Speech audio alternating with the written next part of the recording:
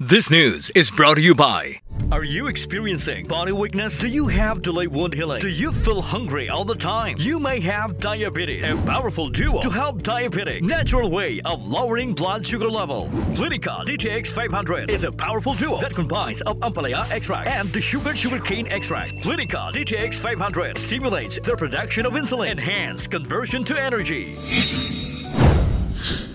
Nagdangat sa 501 violators ang Tigayon nga naaresto sang Police Regional Office 6 o PRO6 kadungan sa Ginhiwat Tigayon nga week-long simultaneous anti-criminality and law enforcement operations o kon Birada Semana humalin Mayo 23 tubtob Mayo 29 tuig 2022. Inagin pahayag ni PRO6 spokesperson Police Lieutenant Colonel Arnel Soles sa interview sang Radyo Bandera Iloilo. Suno kay Soles sa 501 violators, 267 diri ang wanted person, 67 para sa violations ng Republic Act 9165 o kon Comprehensive Dangerous Drugs Act of 2002, anom para sa violations ng Republic Act 10591 o kon Comprehensive Law on Firearms and Ammunition, kag 161 naman para sa illegal gambling.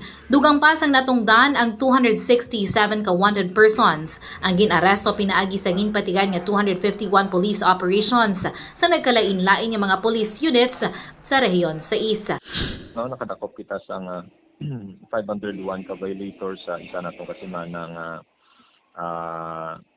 simultaneous anti-criminality and law enforcement operations o Birada Semana. Kung sa diin from 501, 267 ang wanted persons, 67 ang nagbayular sa Republic Act 9165, Dangerous Drugs Act of 2002, anom sa illegal possession of firearms, and 161 sa illegal gambling.